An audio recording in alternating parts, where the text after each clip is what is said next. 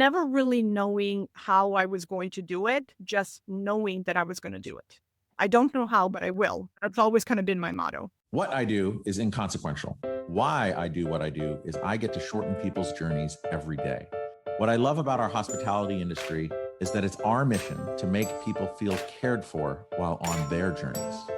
Together, we'll explore what hospitality means in the built environment, in business, and in our daily lives. I'm Dan Ryan, and this is Defining Hospitality.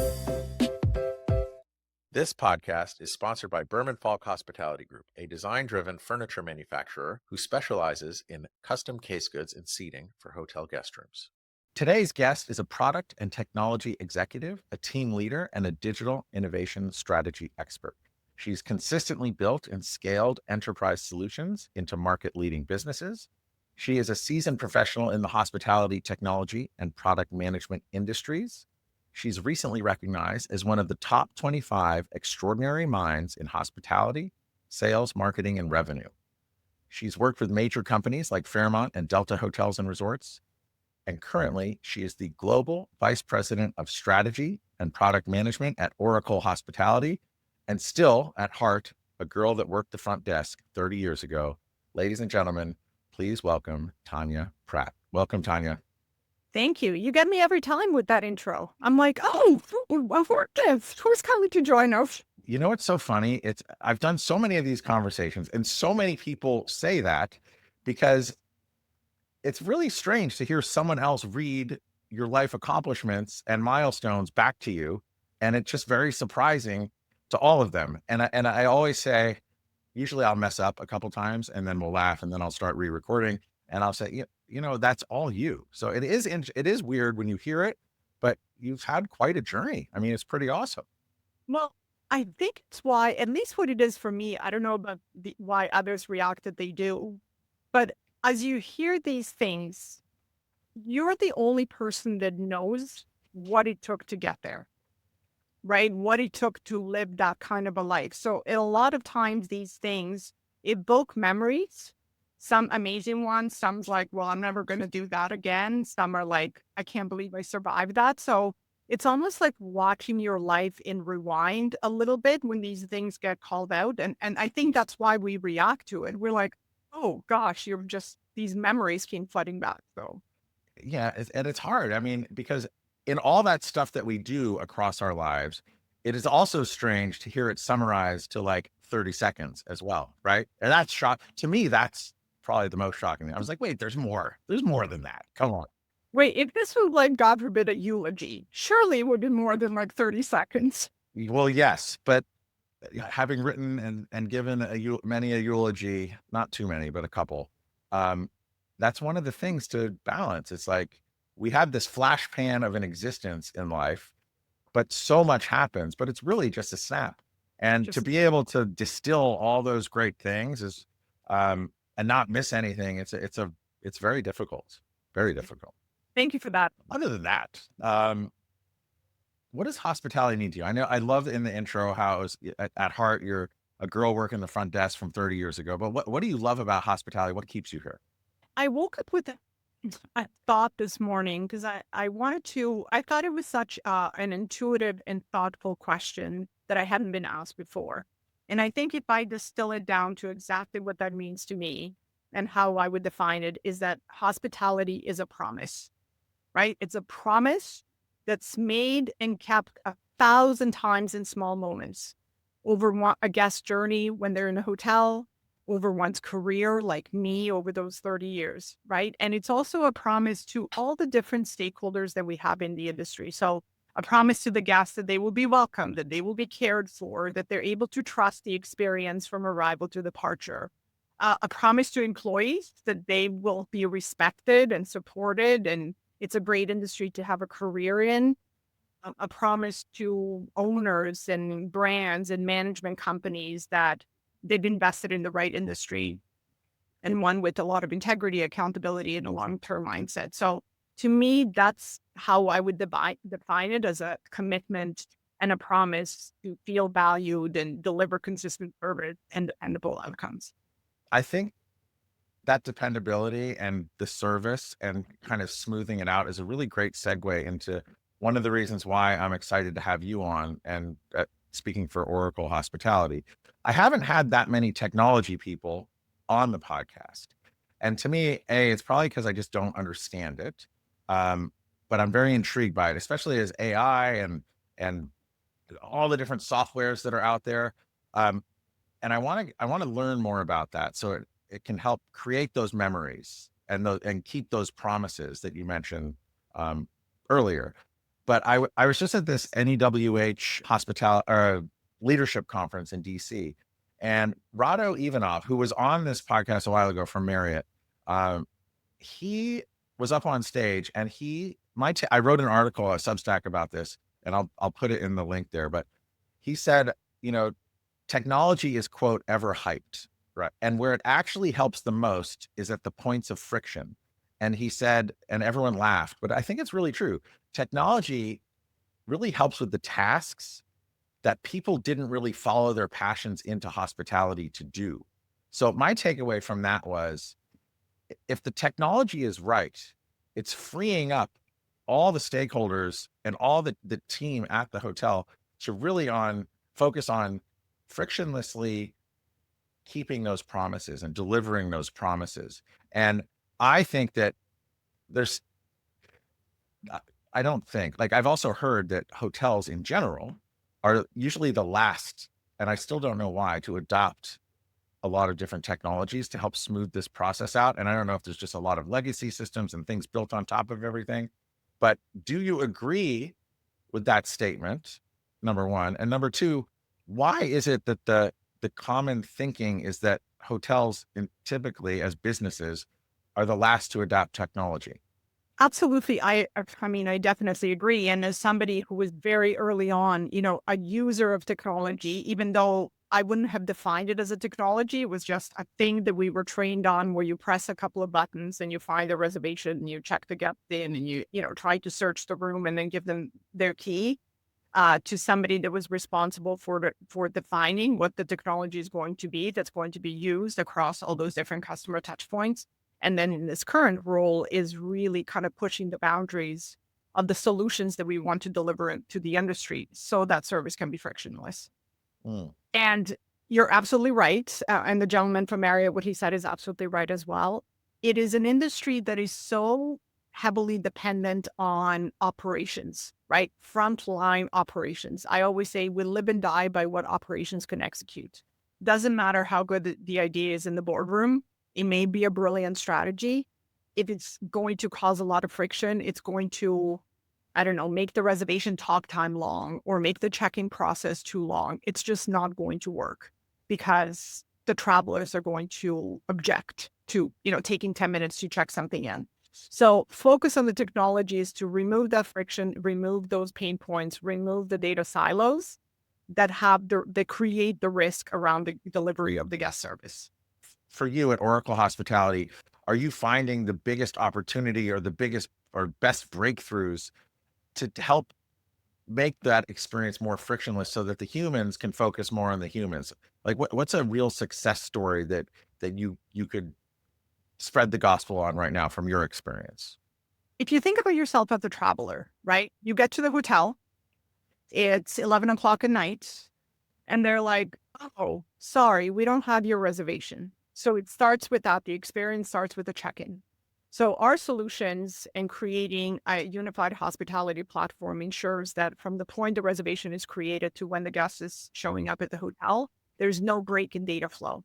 So that means that your room is always going to be there and it's always going to be available when you get there.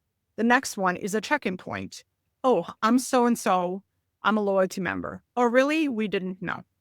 So now the searching starts to happen. So everything that we do is around that. It's knowing who's coming in, when they're coming in, who they are, what their preferences are, so that the experience can be delivered based on who they are as an individual and how they would like to be recognized. When you use, hotels have a lot of technology that they need to use. I think the most recent discussion that I had with somebody, it was like 53 different solutions. So when there's 53 different solutions, each that has a little bit of data in it. And now you're standing at the front desk and that poor person is like, I need to go here for this and here for this and here for this. Your check-in becomes 10, 15 minutes long. And at 11 o'clock at night, after you've just gotten off of a plane, you just want to get to your room. So for us, the focus is about unifying the data, because when you unify the data and you remove the silos, it means that we know exactly who you are and we can meet you where you are at that point in time. So everything that we do is about that. It's about unifying data, removing friction as it relates to trying to integrate different solutions, because that is where kind of the risk around missing the opportunity to deliver what you want is by really you're like a little bit of you is here and a little bit of you is here. The hotels simply do not have enough time, enough people to try to look in all these different places to collect the information about you in order to say, here's the room that you were looking for, and that's the room that we're going to give you. I'm a total Luddite. Like I can make my computer work and this podcast thing work and I can do email, but let's just pretend there's a hotel. Let's say it's a 300 room hotel. It's been around forever. It has, I forget how many systems you said, 27. Let's just make a number, 27 different systems. They don't use Oracle Hospitality, right?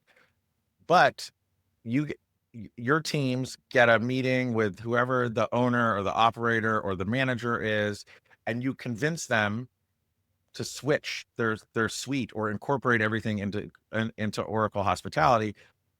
What's the before and after like? And without getting too like techie, because I probably won't follow you, but try. Like, what is that experience like for that hotel and the people running that hotel? But from a before and after. So I'm going to start by first asking you a question.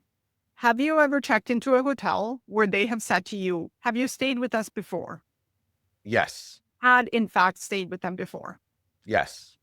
Kind of annoying. You're like, yes, I have. You should actually know that. Well, the one that gets me that's more annoying is if I stay at someone that I have a frequent membership, like frequent traveler program with, whether it's Bonvoy or Hilton Honors or the IHG one, I forget what that was called. I always have to give them my number, even though I know I booked it. I always also, as someone in our industry, I always try to book the hotel I want to stay at through that hotel's website, not through an OTA. A, to help smooth that out, but B, I don't want them giving up the margin. And to me, I don't know why I have to tell them my frequent guest number all the time. But anyway, that's the frustrating part for me at the beginning. Very good. So I love this kind of a conversation because we're going to do a little bit of like hospitality tech 101. It's not going to be technical. Remember, I'm a girl so I'm going to talk about it from the business perspective. And I'm not going to call out all 27 systems. I'm only going to call about around 2 or 3. So you'll go on a website of hotel.com, right? tanyashotel.com. You make that reservation is created in one system. That's not the system that's used to check you in. So that reservation is sitting in one system because it has the rates, it has the inventory, it knows what the hotel wants to sell. Then you sign up to a loyalty program. Your number now comes from a different system. That system, that loyalty system, only cares like who you are, what's your address, maybe you want to know your preferences. So you have a system that has created a reservation for you and a system that has your membership profile. And then you have the property management system, which is what the hotel use to manage the day-to-day operations. Check you in, check you out, give you a bill, attach charges from outlets in the hotel. So the way that it flows is the reservation has been created. It needs to now flow down into the property management system, and it needs to take with it all the data that you entered at the time of reservation, including potentially what your loyalty number was. If that integration between all these systems cannot accommodate all these different data elements, it means that what flows down to the hotel is limited. It knows that you're coming in, but it doesn't know anything else about you. So I now need to go, let me go into my loyalty system. And we've come a long way since these days, but in some places it's still like this. Let me go into my loyalty system and search for Tanya Pratt. Oh, there she is. Let me take her loyalty number. I'm going to put it on the reservation in the property management system. Oh, let me go look into the reservation system. Maybe they already gave me a credit card to guarantee, but it didn't flow. So now there's all this busy work that needs to kick in. People need to copy data from one place to the next so that it ends up in what is their operational system of record, which is the property management system that checks you in. So that can work. And it works in a lot of places. There's a lot of people running lists and trying to reconcile. It was like one of the first, second, or third roles that I performed in my hotels years ago. But then things get busy. So now you're a 300-room hotel. Maybe you're getting 100 arrivals per day. Imagine you're getting 1,000 arrivals per day. Imagine you're some ginormous casino hotel in Las Vegas. There's no way you're like, look here, look here, look here. Because there's a line of 50 people deep waiting to check in also. Yeah. Which is why you get, have you stayed with us before? Because your previous stay could be somewhere else, right? Or are you a loyalty member? It's because your loyalty number is somewhere else. So what we've done is take those three, take the central reservation system that makes a reservation, takes the loyalty system that has a loyalty number, take the property management system, what we've already had, and combine it into one, which Wow. means regardless of customer touch point, whether it's you're making a reservation or you're enrolling in a loyalty membership or you're checking in, it's always the same. You only exist once instead of in the previous example, you essentially exist in 3 different places and somebody needs to put you together.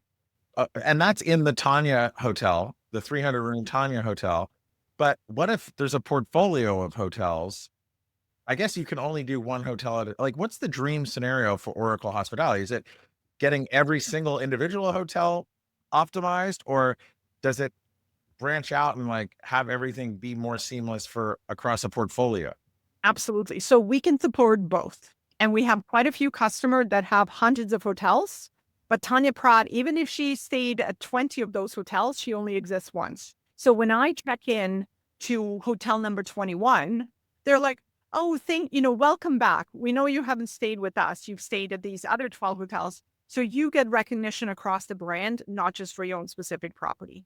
And some brands choose to operate that way. They welcome the guests regardless of where they've stayed.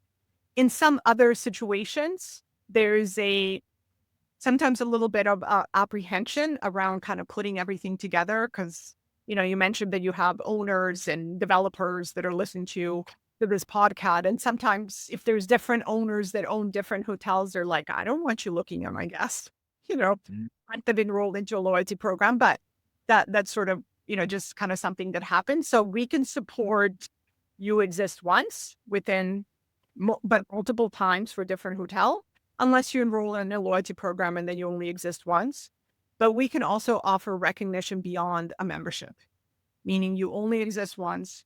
You didn't have to sign up to any single program, but we can still recognize you and the contribution and value that you deliver across all the hotels, not just an individual one. That's what unified hospitality platform means. Okay, so and then on the unified hospitality platform too, is it also letting somebody know when you're running low on chicken breasts or bed sheets as well? Oh, that's a good idea. Not yet. We do. So within our portfolio, so we have a Symphony product, which is for restaurant management. And then we'll have kind of inventory management there as well, which, yes, you can be, because one of the things that the hotels discuss every single morning is, how many chicken breasts do they have so that the restaurant doesn't oversell or catering doesn't have too many on their banquet menu. So those things are typically kind of kept a little bit separate, but definitely we want to consolidate more and more and more. That's really our vision, right? Help the hotels declutter their giant technology tech ecosystem of all these different applications, put as many of those things into one so that they don't have to go to they don't have to manage multiple vendors. They don't have to deal with, all the friction as it relates to that, lower their costs and really optimize their tech investment. Let's pretend I'm the owner of the no, you can be the owner of the Tanya hotel. I don't want to take your title. Okay, you can work for me. Well, what do Okay, you I'll work for you. So I'm the general manager of the Tanya hotel, and we've just gone through this tech, I don't know what it'd be, rollover, integration, evolution, transformation? tech transformation. Yeah.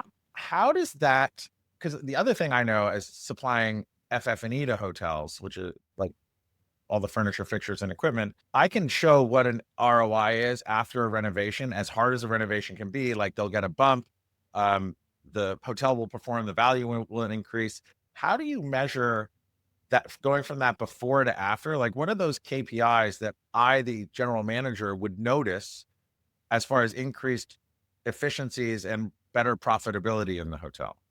Okay, let me answer that one. But then I want to go back to the previous question you asked me, which is it true that the hotels are last to invest in tech? Because I know I didn't answer it. I think that was a really good. But let me do the Well, okay, you didn't answer it, but you alluded to it because, like, in my mind, you didn't say this, but I'm envisioning like this huge ball of spaghetti of systems that just aren't talking to each other because hotels have been bought and sold and traded, and they're building legacy on legacy, and then they're getting all these APIs. I know what an API is, to talk to each other. But there has to be just it's got to be a lot of friction in there. So anyway, the before and after, and why is it true, and why are hotels laggards at doing these tech transformations? Okay, I'll start with the before and after. So there's a couple of different KPIs. One is speed of check-in, right? Did my speed of check-in actually decrease? And did I manage to move the needle on the guest satisfaction? Because one of the questions that gets asked always on the guest satisfaction survey post-stay is, what was your arrival experience? The second one, obviously, did it generate additional revenue? So we have many, many different rate management options within Opera Cloud that allow the hotels to monetize things beyond the guest room. So cots, cribs, cabana by the pool. It's a connecting room. You want to charge more because you're guaranteeing it instead of, only upon arrival. And then the third one is team members, right? Team member satisfaction, because we're getting, as every other industry, but probably hospitality even more, because for a lot of people, hospitality in some way, retail, restaurant, hotels is the first job that they have. Oh, true. Yeah. Is required, Like right? you. Like me, exactly. And they were born of a digital age. They don't know the world before the internet. They will put up with less. They will not put up with slow, antiquated technology. And so they want everything on a mobile phone. And so the hotels have to give something to these team members to use, right? Something that they're kind of used to, accustomed to. So onboarding time needs to go down. Team member satisfaction needs to go up, which then hopefully reduces turnover. Because if people are frustrated in their job, if they're being yelled at by the guest because it took 15 minutes to check them in, they're going to be like, surely there's better ways to, pay my rent and buy my next concert ticket. So they're going to go with that. Okay, so speed of check-in, guest satisfaction, additional revenue, onboarding down, turnover up. If I'm as the manager of your hotel, and let's say we get a year and a half in after the transformation, what am I noticing on the P&L? So on the P&L, you're noticing our goal is always to be able to do more with less. So if the speed of check-in has gone up, meaning I can check in guests faster, it may mean I don't need as many people on shift. Oh, there you Because go. they're always like, okay, I want the check-in to be within 4 minutes. If it's within 4 minutes and you have 10 people standing there waiting to check in, you need more people to actually check them in, like more front desk members.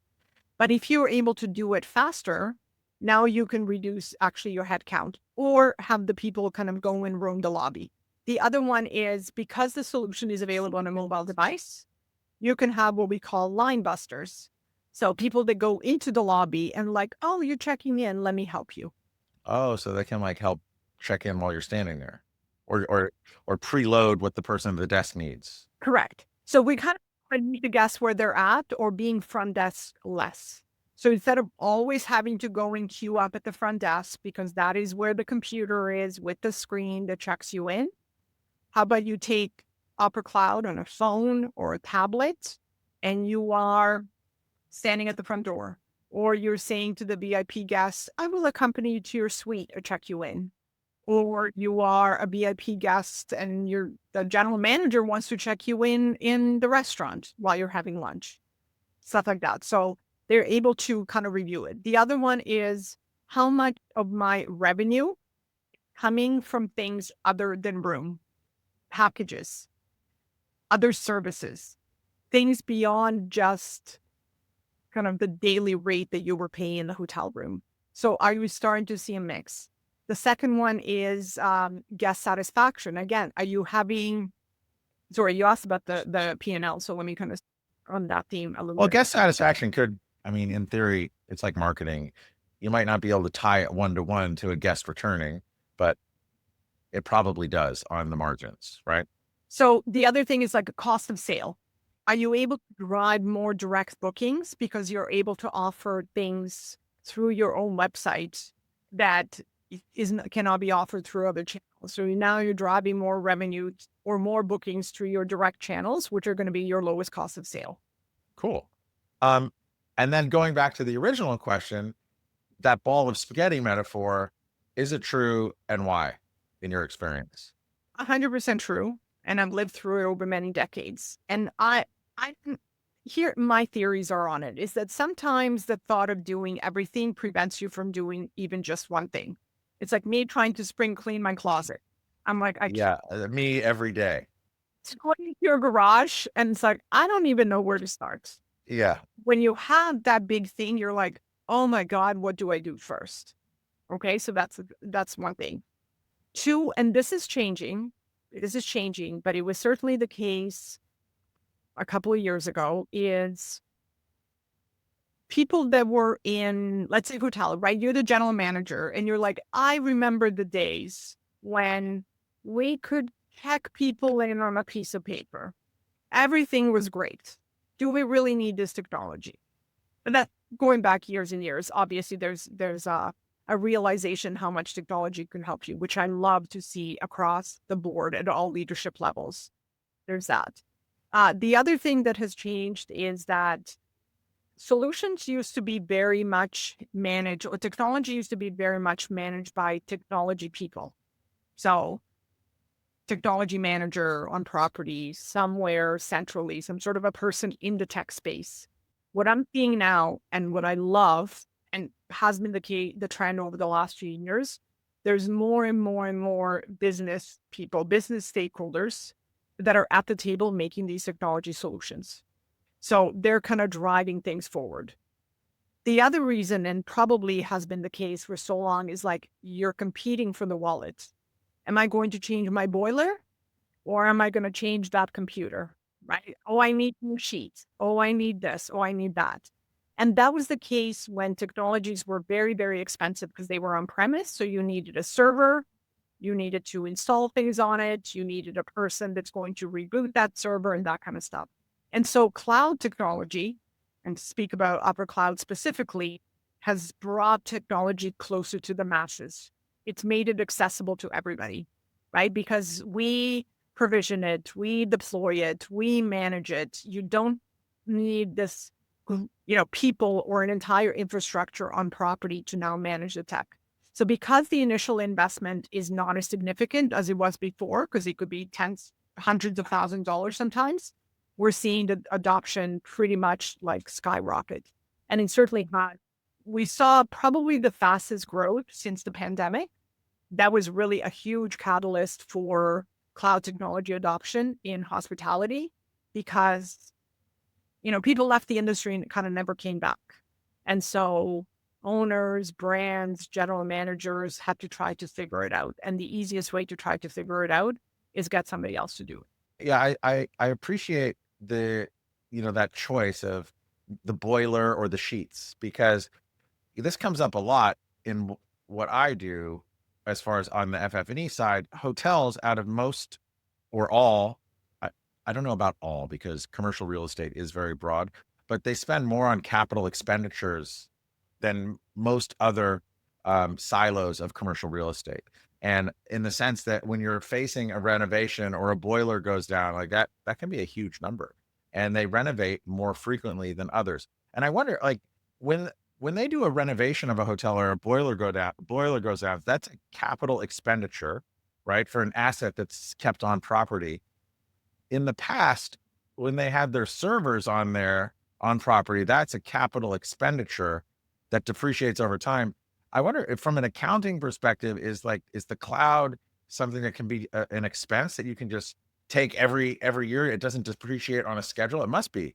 So that must be better from a tax advantage as well. For sure. So this expenses, most of the, like they would pay ongoing support, which would be OPEX, but now it's 100% OPEX, right? It's kind of your expense and it renews and whatnot. But it's why we saw a lot of times when these servers were on premise, because they're so expensive to replace.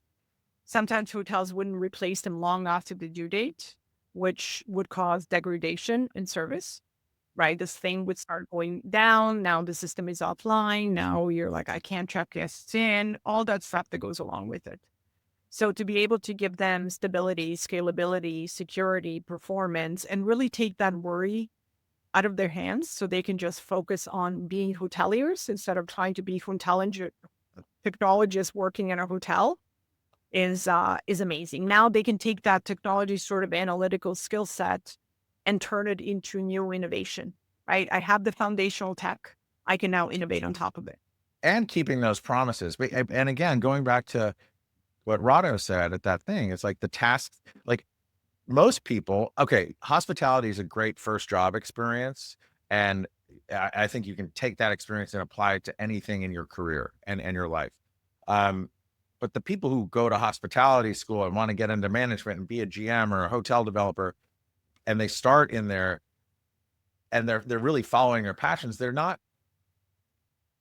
don't want to deal with all that tech stuff and all that friction. That's not why they're getting into hospitality. They want to go in, like you said in the beginning, to help keep those promises and make experiences and deliver on those experiences. And I think technology, there's like this spectrum, like it's swinging back and forth. And right now it's like all AI and no people. And okay, that might work for some people. That might work for all people, like if they're in really late and they just don't want to talk to anyone. But I still think hospitality and what if you can really free it up and free up that friction, you're allowing the people who really it's their passion to be in hospitality to focus on that interpersonal connection. But one comment on that, and this is sort of my story, but I know that it's not a unique story, is that growing up, I was a very, believe it or not, very nerdy kid that like loved science, math, everything. And so I followed my passion to school into science. It was like, I'm going to be a scientist, a researcher, doctor, or something like that. Realizing after I graduated that that was not my calling. Mm. Maybe it was a passion at that time, but it was not my calling. I fell into hospitality accidentally because I'm like, I need a summer job.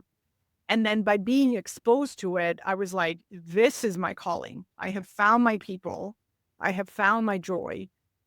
4 years ago, if somebody had asked me, you're going to go into hospitality, I would have been like crazy. I mean, I'm a child of Eastern European immigrants. My parents, as engineers, would have been like, my daughter's not going to work in a hotel. So that would have been like, that's not what's going to happen. But and I think it's never too late to sort of discover what you were meant to do. And even those that maybe kind of fall about a different path, I definitely look at kids now, the millennials I have been in my household. I'm like, how do you know at 17 what you want to be? It's certainly not kind of the way that I went, but I think when you know, and that's what happened to me. And I think for anybody, really, it's like, you may love it, you may not love it, but it's never too late. Yeah, and a question I wanted to ask you was how do you go from working the front desk to becoming this big VP at a technology company, right? But actually the little nugget you just gave there is that your initial passion was in science and technology. So you started there, then you really found your passion in hospitality, but then were able to like bridge the gap of still doing the techie stuff. Yeah, in the end, they kind of found me. And I always say that I feel like I have the best job because I get to straddle, right? I'm at the intersection of technology and business, but it satisfies both sides of my brain, right? And so a lot of people kind of ask me, like, as you said, how did you get from this front desk to this? And it's really just a whole bunch of saying yes to things that I didn't think that I could do. And I know it sounds really cheesy. A lot of people are like, you'll know when you're ready. And for me, being ready, it's not really a feeling. It's a choice, right? It's a choice. You make a choice that you're ready. If I was to like look at how I was feeling at that moment in time, I'm like, oh my God, I'm going to die and get fired. But it was like, no, no, no, I'm ready. I can make this work. So never really knowing how I was going to do it, just knowing that I was going to do it. I don't know how, but I will. That's always kind of been my motto. Hey, everybody. We've been doing this podcast for over 3 years now. And one of the themes that consistently comes up is sustainability. And I'm just really proud to announce that our sponsor, Berman Falk Hospitality Group, is the first within our hospitality industry to switch to sustainable and recyclable packaging, eliminating the use of styrofoam. Please check out their impact page in the show notes for more info. And you live in Quebec now, correct? Ontario, in Toronto. Oh my God. You said that and I forgot. Okay. You live in Ontario, in Toronto. So I wanted to ask Quebec because I wanted to say, but it works in Toronto too. Let's say you wake up on Saturday, you're going to the bakery and you get a croissant and a coffee. I wanted to say croissant. That's why I wanted to tie Quebec in there. Okay. Okay. Anyway, but you're sitting there, it's very crowded, and an 18-year-old comes and sits down and asks if they can sit at the table with you. And then you start talking and then they find out what you do and what your career path is. And they were considering going into the hospitality industry at 18 years old. What would you say? First of all, I would be like, I'm impressed that you know. I think what I knew at 18 or what I thought about at 18 was like, where is the next rave? Yes. I was there with you looking for them. There were, okay, very good, right? Let me get my glow sticks. Yeah, exactly. So first of all, knowing. The second one would be do it, try it, give yourself grace if that's not it, right? And I think that that is the sort of, as I said, born of a digital age and an instant gratification world that millennials had sort of been born into, sometimes can sort of manifest itself in I'm in a job for 6 months, what's my next? And I Yeah. think you need to sit in discomfort and the grind in what it takes to actually get from front desk to where I'm at now. You need to not feel that a job is beneath you. You need to, or a task, right? And you need to like work it, earn it, be comfortable with setbacks, be comfortable with feeling like you don't know what you're doing. And I think that's a really hard thing for this generation that's coming up that has instant access to information. Doesn't necessarily know. I mean, I make fun of my kids for this all the time, and they're like, stop talking about microfiches. I'm like, you don't know what a microfiche Oh is. my God. I was talking about microfiche this weekend. That's crazy. I missed that. Okay. I got to share this. So I was talking to one of my kids, and I'm like, when you have to look up text, if you're writing an essay, you guys miss out on the opportunity of fumbling through the library and like reading the spines of books or going to look for something on a microfiche and finding something else that you didn't know. Like everything is instantly directed to you of exactly what you need. And they're Yes. like, yeah, but I'm trying to write a paper. Like, why do I need to know all that other stuff? And I'm like, you're just like, you're missing out on that serendipity. Well, what you're missing out on is the learnings that it gives you, the discomfort of getting on a bus, going to some sort of a public library, searching for the microfiche or a card catalog. And it's like, please go into basement 3, aisle 4, stock 7. And you get there and you're like, the book is gone. But you might find something else cool. Exactly.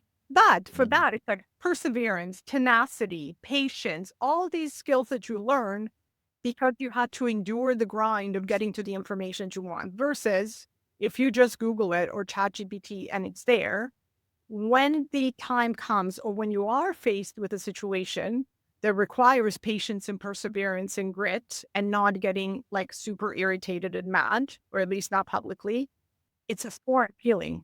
So that's why for me, any 18-year-old that wants hospitality, or frankly, any industry, but hospitality is the one that I love the most, is like, you're going to be okay. And it's not always going to be perfect. And give yourself grace to figure it. Yeah. I also think just in understanding hotels and seeing like as these like cauldrons of entrepreneurism and business in the sense that hotels have so many, they have a retail component, a food and beverage component, a management component, an account, a finance function. Like you can be in a hotel and be a generalist. And if you're with a good management team, you can try all these different things as a young person. It's a really good way to kind of maybe ignite a spark. It's like an immersive microfiche in the sense that you can like try out all these different things and be like, oh, I never thought I liked accounting. And then you can kind of try doing the night audits and this and that. But I also think as my kids are going on to college and what they want to study, I'm like, I'm like a big push for like study something creative, study humanities, study being human, because I think with the rise of technology, I think being human and having these human conversations and human interaction and human understanding is going to be what separates you. Contrast that to being a coder 5 years ago or 8 years ago, where everyone said you need to do that. And I think that working in hospitality as well, you get to you get to collide with every kind of person, every kind of emotion, every kind of uh, interpersonal reaction. You understand the human condition much better working in that cauldron. because it's in your face every single day, right? So you have to learn how to communicate. I think to me that is the most important skill, and I gave the same advice to my kids. It's like go somewhere, learn something where you get to communicate either verbally or written. I know that ChatGPT can do it for you, but learn how to write because that will help you learn how to think. Mm. And so able to influence others, being the kind of a leader that creates other leaders, those are the skill set. Everything else, including some technical skills, over time, we will see them get more and more commoditized because they will be a replacement. But empathy, communication, being able to influence, all those things are irreplaceable skills. Those are the ones we need to absorb. I totally agree with you. And I want to go back to that ball of spaghetti metaphor as well, because any business, no matter how much revenue you're doing, it's all about managing your resources properly, right? It doesn't matter if there's 10 zeros or five, or 8 zeros or 6 zeros or 5 zeros. It's all about limited capacity, right? And how do you marshal and operate a profitable business? So if we go back to that ball of spaghetti, what would you say to this owner who the boiler's working, everything is fine. Maybe they just acquired it and they just did a renovation, but they didn't look at the ball of technology spaghetti. But then they're like, oh, it's too much. Again, it's like that.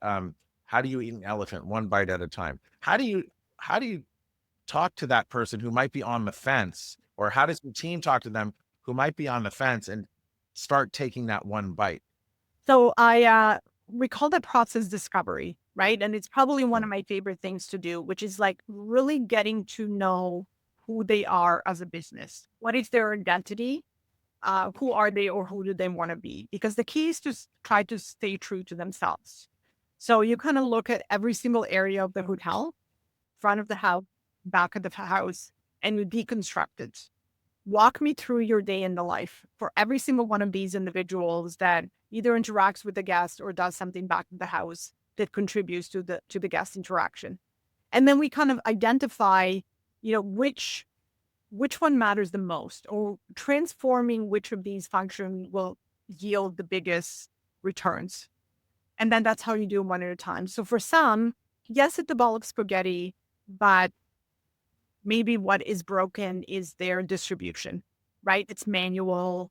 They're not getting all the information that they want about the guest. The example that I used previously, which is like, we don't know that you've stayed with us before because all that we get about you is just your first name and last name. Maybe they are paying a lot for their distribution fees for this channel, that channel, they're paying a lot. And so if we optimize that and replace those solutions that currently support those processes, they will be immediately, their P&L would be immediately impacted because the number of reservations may stay the same, but the cost of acquiring those reservations will go down.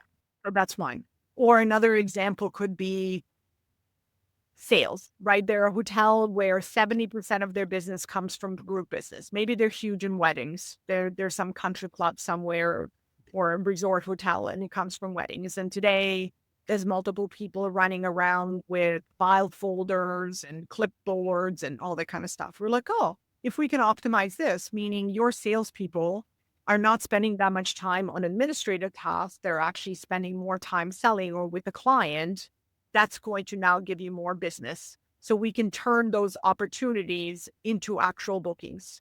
So it's really that. It's like looking at things from a where does your business come from? Like, where does your money come from perspective, right? How much are you paying today to acquire that business? And then looking at each one of the processes and the people that are involved in those processes to really rank them. Okay, let's do this and then this and this. Because yes, it is impossible to do everything at the same time. And sometimes you don't even need to replace everything because by only changing one or two, you can immediately create an impact. Thank you for that. So I want to go back to your career as far as front desk to working at Fairmont and becoming a VP at Fairmont and that whole timeline.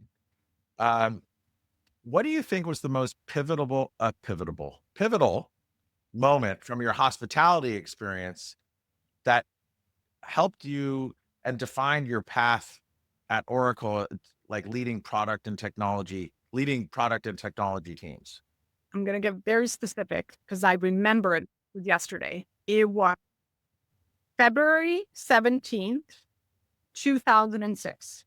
Oh, wow. And here's the significance of that day. So in January 2005, I moved from revenue management distribution, so purely business side, into technology and to lead a project to change a central reservation system.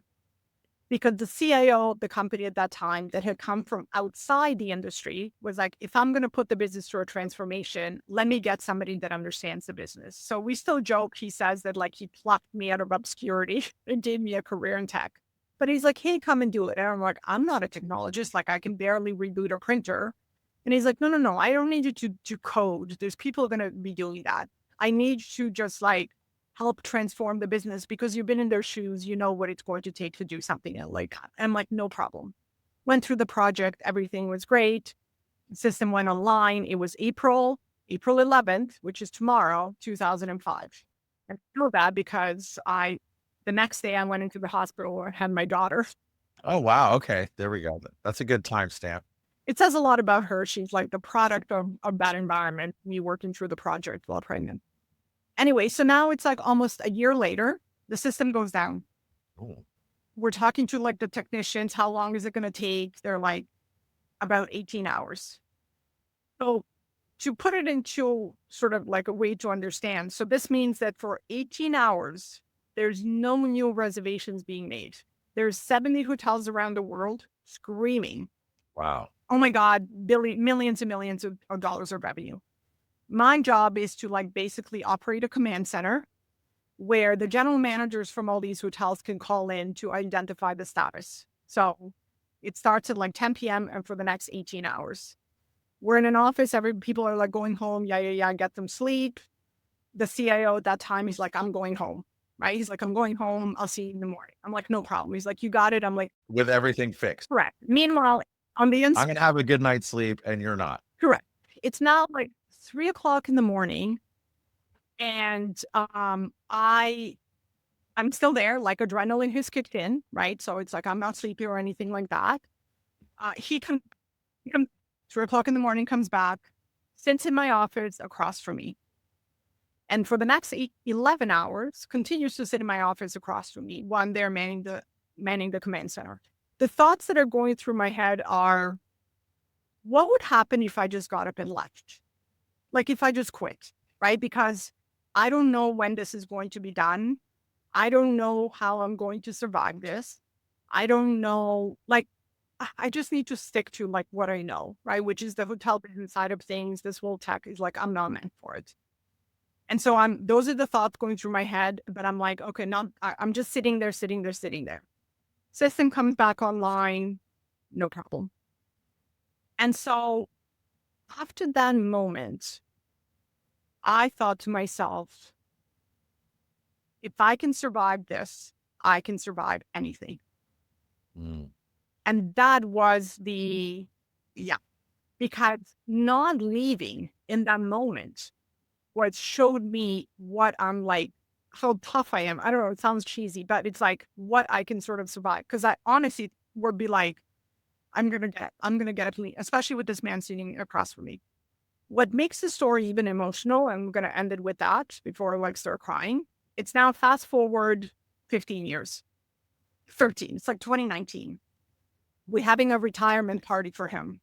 And so everybody sort of gets up, tells a story, like tell a story about him. So I get up and I tell this story, right?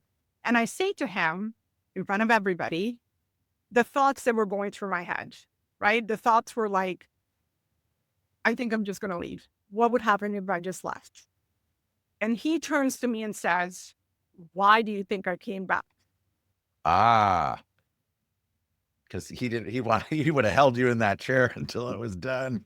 Not because he couldn't do it without me, but he saw something that I didn't before that moment, which is that I could do it.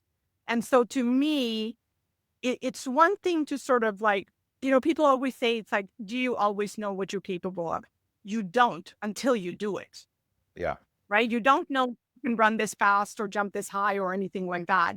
But the reason why I remembered that date is because that was the fork in the road. I find that those times when, and they happen less and less as I get older, but there were plenty of times, whether installing furniture in a hotel or having to figure out proposals and presentations and just pulling all-nighters and sleeping under my desk, working for myself or for others. Those are those crucible moments that I learned the most. And I learned the most about that I can get it done, number one. And number two, what I don't like doing. And then I'm like, okay, I need to hire someone to do that for me in the future, but I know I have experience. And it reminds me, there was this Athenian, I think it was an Athenian admiral, like way back, and they were attacking something in Sicily, and everyone, all the like Marines or soldiers boarded off the boats onto the beach, and the admiral burned all the boats. Everyone's like, okay, you can't leave, so get going. So maybe that was his like tactic of burning the boats, because you just had to get it done. Absolutely. And that's why, for me, and what I carry with me and have since that day is how can I also be that for somebody else? And as you know, and talking, going back to that 18-year-old, do you think that, generally speaking, are you seeing a lot of the young kids who want to do those all-nighters, or who can, or is it like more of a work-life balance thing going on? Yeah, I didn't hear that terminology. Well, I was like 40 and balance. I'm like, to me, it's a blend. Um, Yeah, but you know what? I actually love that about this generation because I feel like we did put up with a lot and we didn't necessarily need to, but it's like that's what you get done. That's what you do because we saw the generation before us that got one job and stayed in it for 50 years, and that's kind of what you do. So I do like the fact how they challenge things. I think that's a good thing, right? Keep challenging. I think keep challenging and pushing. That's kind of sort of how we all evolve the work-life balance thing is, I think, when it comes to managing frontline staff, that's a tough thing.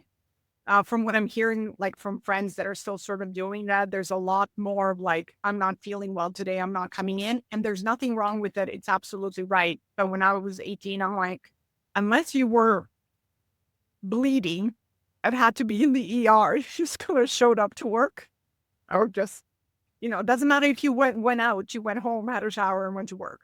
And so that's but I love how they're pushing the envelope and challenging things and also challenging the generation that came before them to also think about things differently.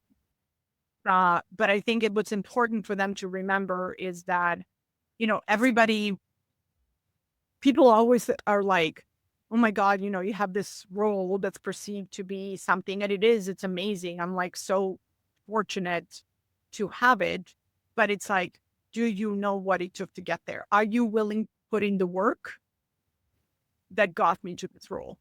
So I love how you shared like each generation reacting to the previous one, right?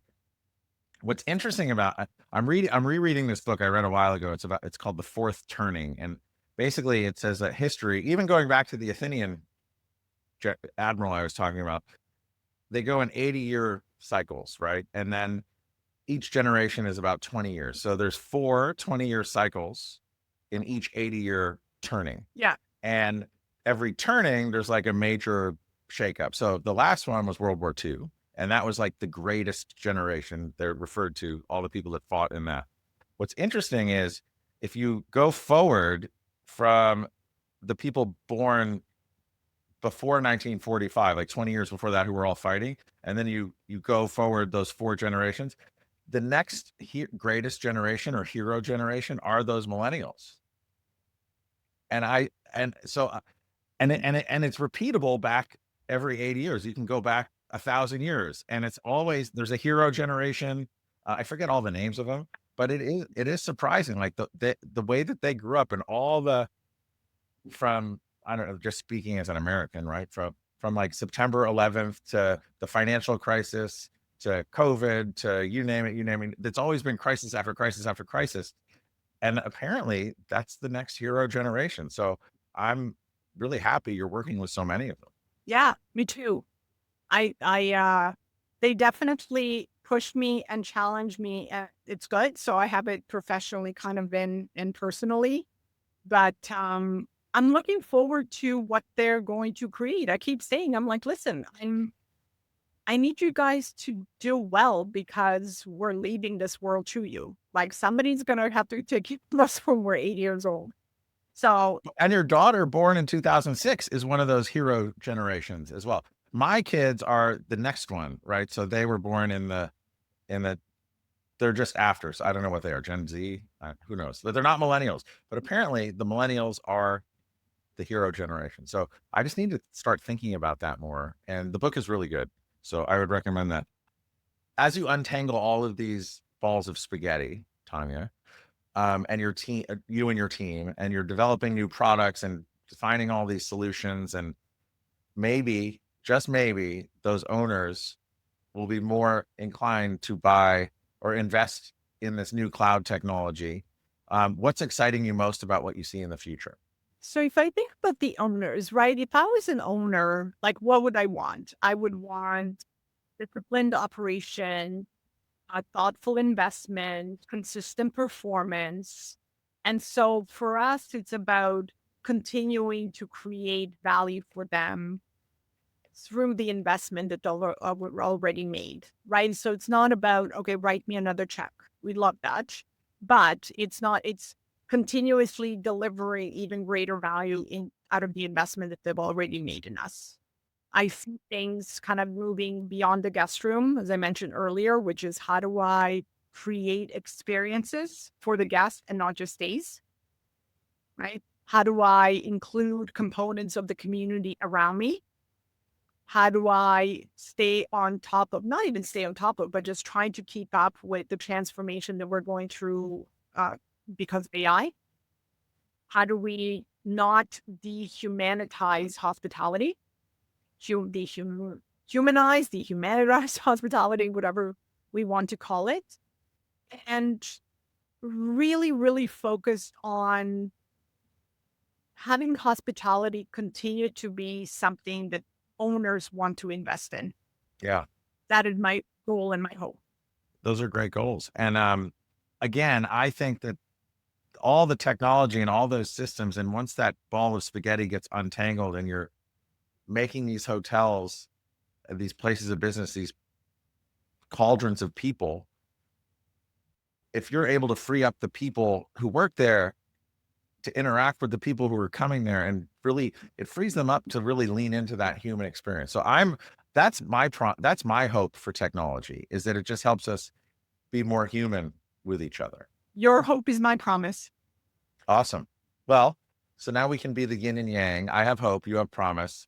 Let's get it done. So I just want to say thank you, Tanya. If people want to learn more about you or Oracle Hospitality, what's a good way for them to get in touch? You can find us on LinkedIn, Oracle Hospitality, or also Tanya Pratt as well. I'm always happy to keep the conversation going.